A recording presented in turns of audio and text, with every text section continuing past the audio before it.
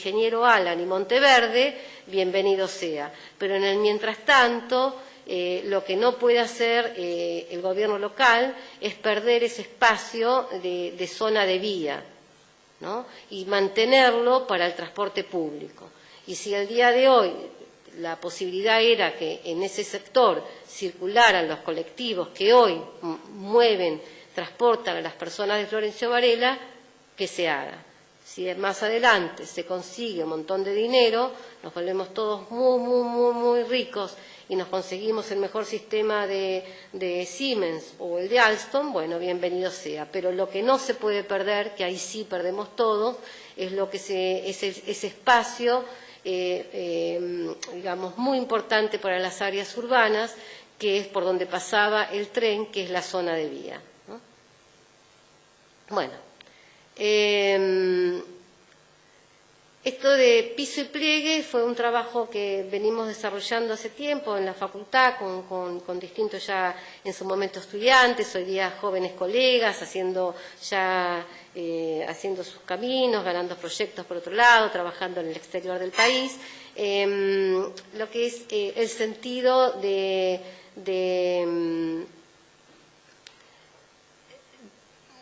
la accesibilidad y de lo que tiene que resolver la política pública. No importa si uno está en el nivel 0,0 o en el menos 30 o en el más 50. Es decir, el pie, la silla de ruedas, el bastón es el que define en el lugar, en el nivel que esté, es el que tiene que definir la accesibilidad y la posibilidad de movilizarse de las personas, ¿no? Esta es la idea de esta imagen. Y acá, que recién lo estábamos hablando con la antropóloga, para nosotros la movilidad conforma un marco teórico que explica los movimientos, los desplazamientos, los no desplazamientos de las personas en sus contextos culturales y socioeconómicos. Cuando uno aborda el tema de la movilidad no es transporte ni es ingeniería de tránsito. La movilidad es, como digo acá, es una sumatoria de teorías que van de la sociología, de la antropología, de la filosofía, que más que nada analiza y ve, mira, focaliza en los desplazamientos de las personas. Pero cuando, por ejemplo, con un instrumento muy directo, firme, de los estudios de transporte, que son las encuestas origen-destino basadas en el hogar, que son muy caras, que Mar del Plata tiene la suerte de tenerla, son caras porque se necesita un desplazamiento muy fuerte en el territorio y demás. Lo que explica es aquello que está pasando, es decir, qué viaje hizo usted o no hizo el día anterior. Entonces, pues bueno, usted viaja, ¿en qué viaja? En auto particular, es decir, ¿y por qué viaja? Porque voy al trabajo, porque voy a estudiar, porque voy a buscar trabajo, porque voy a la salud, o porque voy de visita. Pero estas encuestas, si uno se maneja con el concepto de movilidad, lo que nos está interesando a nosotros, más que esa explicación del viaje que se hace, en el modo que se hace y el que no se hace, la explicación suele ser como muy genérica.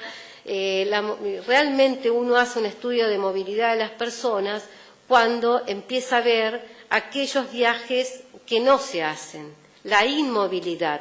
La movilidad tiene la suerte de tener también, y eso nos permite la reflexión, ser inmovilidad.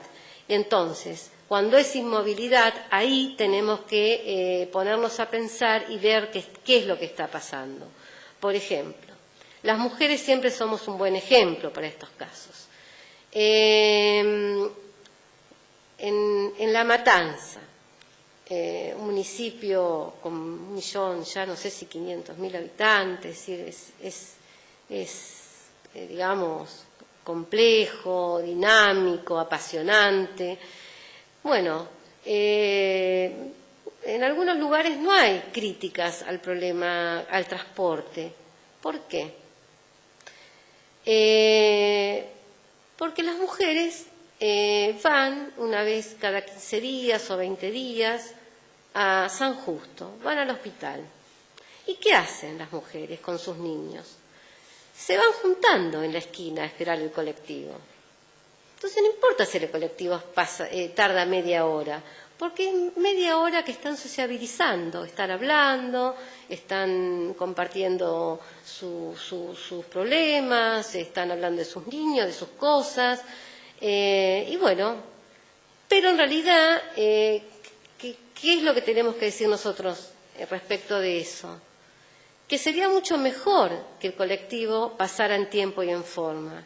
Y que estas mujeres, cuando van al Hospital de San Justo con sus niños, se pudieran después sentar con unos pesitos, no importa, tomar un café y charlar, y no tener que estar sociabilizando en la parada de colectivo, donde no aparece la crítica, no aparece la crítica a la mala frecuencia y no aparece tampoco reflexionar y decir, puche, ¿por qué estamos todas paradas acá si después de salir del hospital o antes o en la parada de este colectivo es un buen parador y tenemos un cafecito, charlamos y bueno, digamos, estas cosas son las que nos tiene que resolver la movilidad de las personas. Otra cuestión de la movilidad, y sigo con el tema de las mujeres, lo que da la encuesta de origen-destino son los viajes realizados, pero se solapan un montón de viajes realizados que no aparecen en esa encuesta. En este caso, una joven que tiene que ir a hacerse su revisación ginecológica según la edad o la situación, cada 6 meses o cada año, ¿cuántos viajes hace al hospital para tener el turno, para primero ir a la salita? Mejor el médico o la médica de la salita le recomienda que se haga un estudio, de ahí tiene que ir al hospital o la zona que le dan el turno, es una ida, es una vuelta. Entonces, en el momento que esa mujer, si justo le tocó que le hicieran la encuesta y le preguntaron qué viaje usted hizo el día anterior, ella va a contestar, fui al hospital. Entonces, un viaje, pero detrás de ese viaje hubo por lo menos 4 más, ¿no? Entonces, esta tarea casi de urdimbre, de reflexión, es lo que explica la movilidad, que es para nosotros un marco teórico que está relacionado con las ciencias sociales, la antropología, la filosofía. No, después sí aparece en operaciones concretas en relación al transporte, a la ingeniería de tránsito.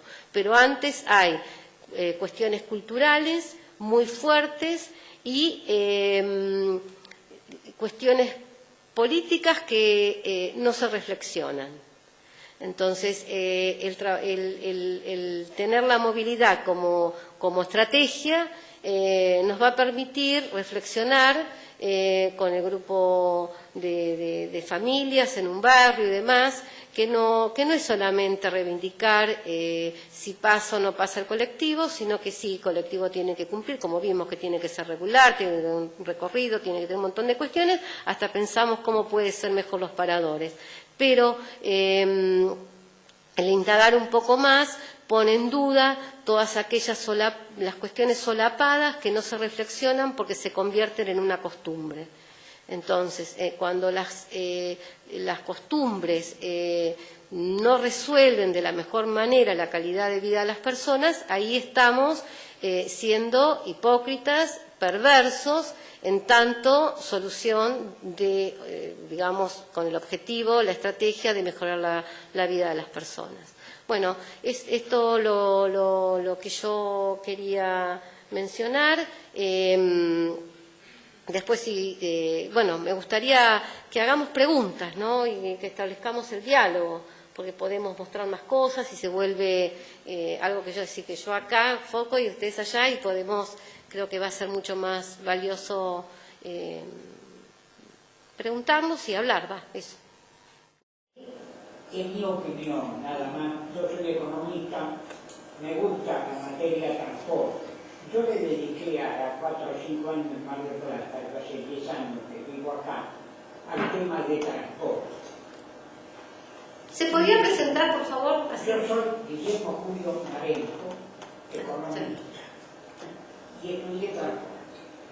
Entonces me di cuenta que antes de hablar con las empresas de colectivos, digamos, sí, de Mar del Plata, me refiero al transporte urbano, el Estado le tiene que solucionar dos problemas: darle un pavimento, claro, y arreglarle el orden en el tránsito. sí. El drama es que, y yo creo que no es solamente un problema de Plata, sino de todo el país, para que usted ordene el tránsito, lo primero que tiene que hacer es crear una policía municipal. Antes de crear la policía municipal, tiene que construir unas cuantas alcaldías para meter preso a unos cuantos. Me contaba una señora italiana que hoy en Italia se dieron cuenta que eso de poner multa no sirve para nada, porque al día siguiente hacen lo mismo. Sí, sí, lo pueden pagar, claro.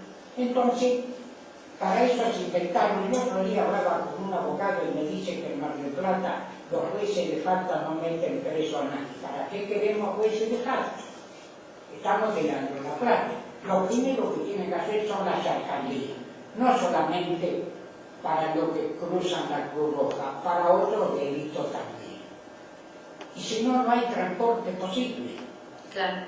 Después que usted soluciona eso, hay que conversar con las empresas. Los colectivos que tienen Mar del Plata son chasis de cañón, los llevan como canales. Si uno no se agarra con las dos manos, va a parar al fondo del colectivo. Y eso permanentemente, todos los días. Yo he tomado colectivos en Mar del Plata y algunos están muy bien, digamos. A veces... Yo tomo en comparación, no vengo de otro país. Los colectivos de la ciudad de Buenos Aires, que tienen caja automática y no tienen escalones, son planos. Usted pone el pie y ya está en el piso. Es otra cosa. Acá para mí hay que reformular todo. Además, hay que reformular las calles por donde van. Si uno tiene que ir para allá, tiene que tomar un colectivo que va para allá. Va todo por la calle Belgrano, al mar, no sé para qué, y todo por Luna. Tiene que reformular los recorridos, lo que yo llamo el diagrama de flujos. Sí. Y esa es mi opinión, sí, es para discutir. Claro. Sí, Mar del Plata tiene un plan maestro de transporte y tránsito y bueno, son cuestiones que se han planteado y hay una oficina que se llamaba de transporte, ahora se llama Dirección de Movilidad, ¿no? Entonces, bueno, sí. Perdón, no sé cuántas veces, cuántos planes hicieron en Mar del Plata. Usted dijo algo muy correcto. Cuando uno larga planes o larga políticas, tiene que haber unas instancias inmediatas o sucesión de hechos, digamos, tendientes a. Uno fija el objetivo y fija. Yo me acuerdo que vinieron, no sé, de Curitiba y todo. El tránsito de Mar del Plata sigue siendo un caos. Teníamos una directora de tránsito que un día sacó un aviso en el diario que decía que habían metido 450.000 multas, no sé cuánta, no importa. Entonces yo le mandé una nota personalmente, yo soy arquitecto y me gusta algo de planeamiento urbano, ¿no? Le mandé una nota si a los colegios los clasificaban por la cantidad de amonestaciones que ponían, digamos, sin un mérito poner muchas multas. O había falta de políticas gubernamentales y aplicadas a lo que significaba el tránsito y el transporte como correlato. Y acá hay un tema que es fundamental que usted lo tocó tangencialmente. El primer transporte que había que controlar es el transporte individual. Es decir, no puede ser que no tengo los números estadísticos, pero yo soy de Mar del Plata, estudié en Mar del Plata y creo que voy a morir en Mar del Plata. Hay una estadística global, así que el 80% de los autos que entran al centro de Mar del Plata no entran al microcentro, se quedan en la periferia y están 8 horas paradas. Es decir, que son de gente que se traslada para trabajar. Entonces, el tránsito, digamos, primero no hay lugar de estacionar, segundo está parado, en determinadas horas se hace, digamos, embudo de, o, digamos, se saturan las vías de comunicación. Y tercero, con respecto a Mar del Plata, no está solucionado todo lo que es lo periférico. Es decir, no hay una avenida de circunvalación, habría que crearla. Y había una que fue fagocitada por la ciudad, que es la avenida Champaña, en el cual, si uno aplica la mecánica de los fluidos del tránsito, se da cuenta que ya no da más, que habría que hacer cruces a distintos niveles. Y yo estoy dando ejemplos así puntuales que no es la solución total. Habría que empezar a eliminar cruces a nivel, es decir, empezar a pensar en tréboles para que no haya choque de flujos. Habría que, no sé, pensar sacar semáforos, es decir, no ponerse una acá, la solución es poner semáforos por cuadra. Tampoco es no le da fluidez al tránsito. Los cruces transversales en calles con avenidas muy saturadas también produce problemas, las calles se saturan transversal. Así que hay un problema global que no, digamos, hablar todos los planes que quieran, pero no sé, ni siquiera empezarlo a aplicar. Ningún tema que descontracture o descongestione el problema general. Perdón. Sí. No sé, Adriana, vos dirigís la final. Un comentario. Sí, señora, que pidió la palabra. Más, un comentario. Yo tenía 20 años, hace 50, de los 60, iba a Montevideo y había unos cartelitos que dice, con un espejo al costado que decía pares. Después leí en la legislación inglesa, eso se considera un semáforo fijo. Si usted lo viola, violó la luz roja. Es decir, usted toma una calle de tránsito muy fluido, la calle Buenos Aires, de Colón para allá pasan todos los colectivos. Usted en la transversales pone ese cartel fijo y el que no para, adentro. En una semana usted ajustó, porque a mí me dijo un empresario de colectivos, yo le decía, señor, hay que aumentar la velocidad de los colectivos porque se ahorra energía, y lo hizo una empresa y empezaron los choques. Y entonces, la municipalidad dice que no tiene plata para poner semáforos eléctricos porque son muy caros. Pongan los semáforos fijos, 2 motos de la policía, una moto y adentro. Yo no conozco otro sistema para hacer andar la cosa. No, son lo que ustedes están planteando son operaciones específicas de ordenamiento de ingeniería de tránsito que son fácilmente implementables. Sí, o sea, hay que pensarla, claro. Después hay una tendencia del uso que también es cultural del auto, es decir, mucha gente no se va a bajar del auto por más que le pongan el piso bajo, porque hay un prejuicio. Prejuicio también, es decir, de decir que en los colectivos se viaja como ganado, entonces como se viaja como ganado, viajan los que menos tienen, los colectivos pasan por los barrios más periféricos, como los colectivos pasan por los barrios más periféricos, cuando llegan al centro llegan todos llenos de tierra. Entonces, hay un montón, por eso el tema de la movilidad lo que pretende es abordar desde un enfoque cultural todas estas cuestiones, y obviamente que después se puede poner un cartel de pare y las personas, una vez que uno ponga el pie en la calzada, el auto tiene que parar, digamos, pero bueno, eso es educación, hay otras cuestiones, ¿no? Pero a lo concreto, lo que ustedes decían con la conflictividad del uso de la calzada, porque la calzada es un espacio finito, tiene un ancho, no es flexible, no puede, salvo que avance sobre las casas. Entonces, bueno, tiene que haber un flujo determinado, un nivel, es decir, ¿qué se prefiere?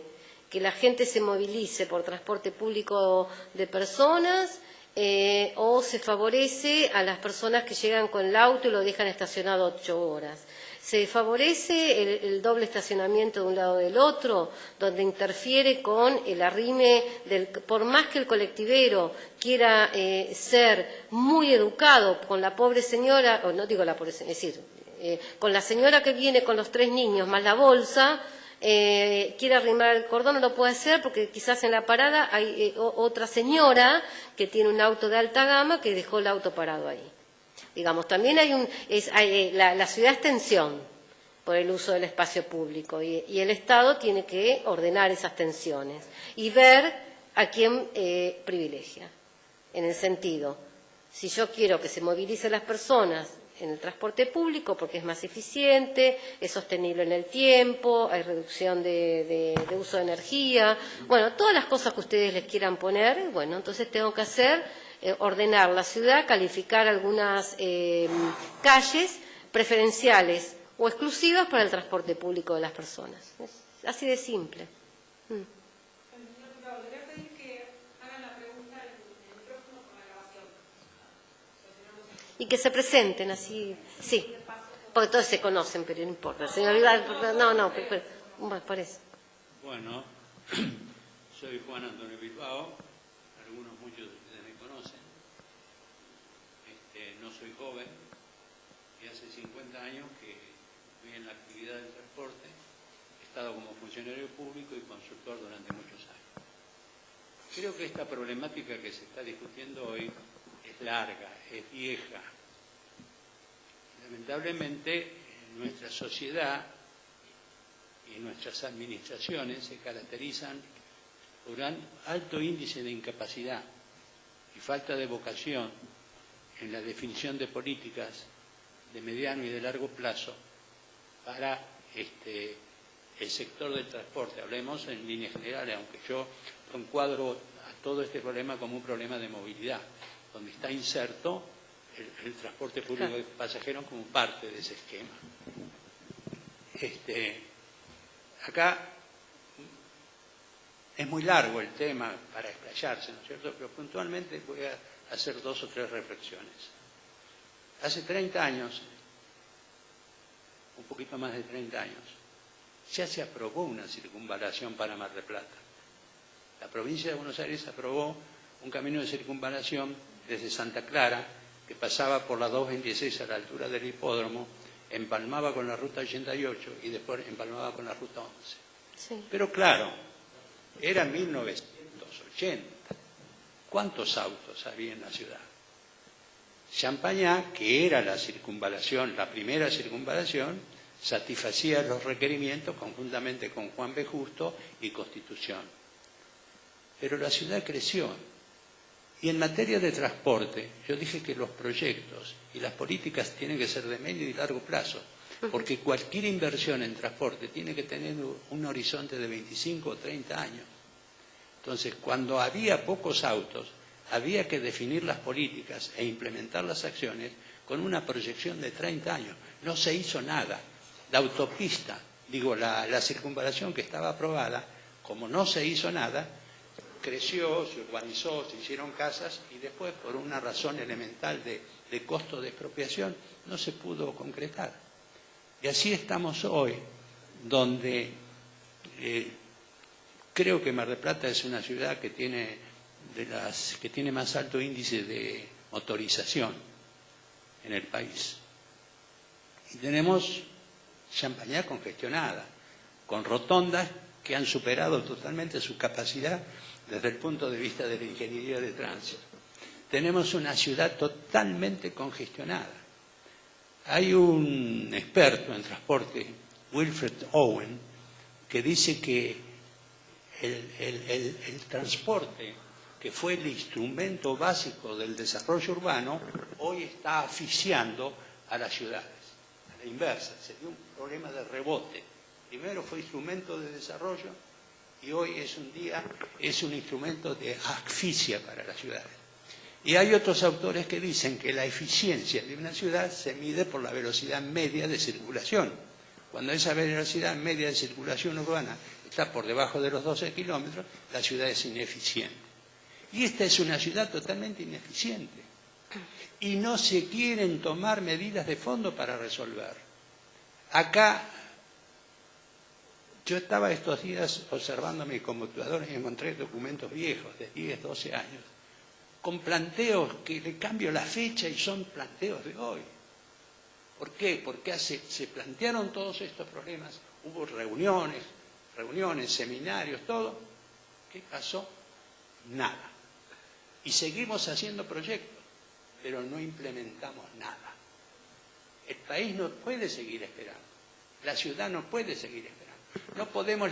No podemos, acá se toman decisiones como decir, no, el estacionamiento de tal parte no lo vamos a levantar porque los comerciantes de la zona... Escúchenme. Una arteria urbana que tiene 9 metros de ancho de calzada, con estacionamiento en ambos lados, tiene la capacidad reducida en un 40%.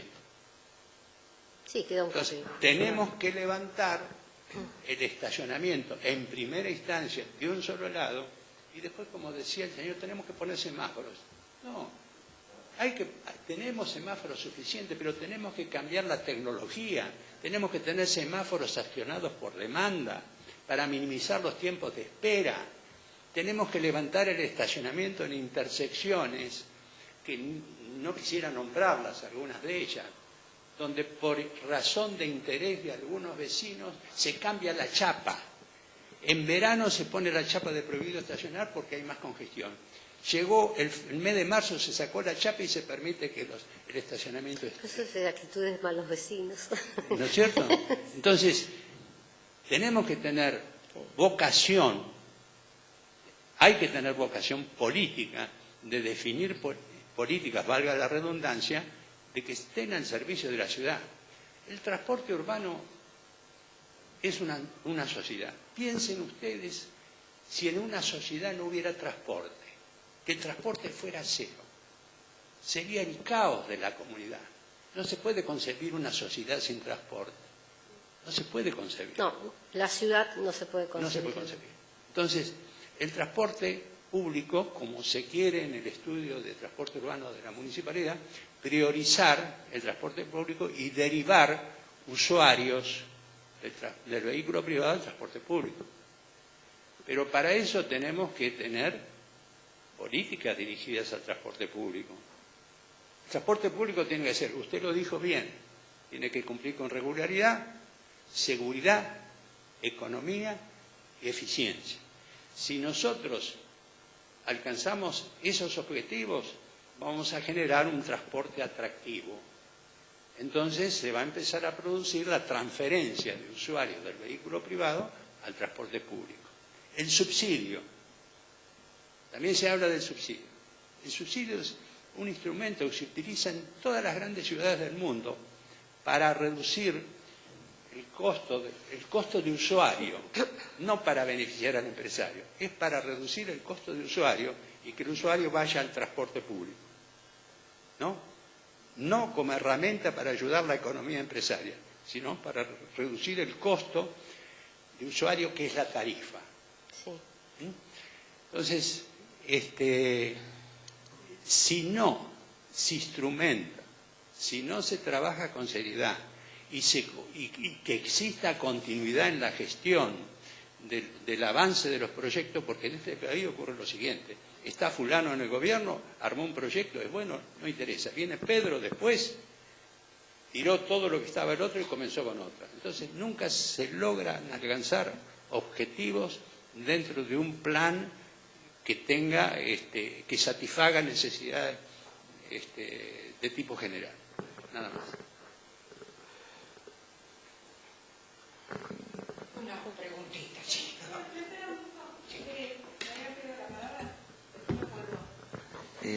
Bueno, yo soy Teodoro Sicorgi, soy arquitecto, planificador urbano y regional también, todos por la UBA. Bueno, después de estas ya 2 o 3 intervenciones, se ha ampliado tanto el campo que prácticamente nos plantea que tenemos que ir a una visión quizás lo suficientemente comprensiva para poder entender la multifacética, digamos, variedad que existe, que es una ciudad, y donde el tránsito, en realidad, decir de que no existe el transporte, evidentemente, directamente no existiría ciudad, porque la ciudad es un organismo, entonces necesita la circulación como el cuerpo humano necesita de la circulación. Yo siempre hago esa analogía del cuerpo humano, porque cuando nosotros, por ejemplo, nos funciona mal el metabolismo, se producen problemas circulatorios y justamente, es decir, el exceso de ingestión, por ejemplo, traba la circulación, y si bien comer es una cosa muy buena, comer una vaca por día evidentemente nos va a producir tremendos trastornos. Ahora bien, la planificación urbana y territorial creo que sigue siendo una gran tarea pendiente, que realmente está casi omitida, es decir, que los planes, digamos, urbanos han decaído muchísimos desde el año 90, por lo menos, me parece. Lamentablemente la última gran ley territorial es un decreto de los militares del año 77, que todavía pervive y que realmente es por lo menos una cierta orientación de cómo deberían plantearse las cosas. Pienso que las cosas deben plantearse en un sentido integral. ¿Qué quiere decir? Que vos planteaste muy bien la cuestión geométrica, dimensional. Si nosotros no tenemos con claridad ver cuáles son las superficies y espacios que necesitamos para los distintos movimientos urbanos y de acción de la vida, que incluye no solo trasladarse al hospital, obviamente, sino que las fábricas funcionen y que los campos puedan traer sus productos o ser elaborados en plantas fabriles. Es decir, que es todo un gran complejo que creo que merece que desde los organismos nacionales se impulse de una buena vez un plan nacional de uso del suelo y territorial, cosa que lamentablemente en estos últimos años, a pesar de que hay un gran ministerio dedicado a la planificación federal, prácticamente lo único que pudieron llegar a hacer es una ley que habla del 30% en manos de extranjeros de las tierras. Ese es el único avance de un organismo de planificación también territorial, que donde hay también planificadores. Y desde el punto de vista local, hubo momentos en donde hubo planificación territorial, pero lamentablemente esas cosas no se han repetido, y entonces ahora nos tenemos que cansar de ver cómo no podemos trasladarnos en la ciudad.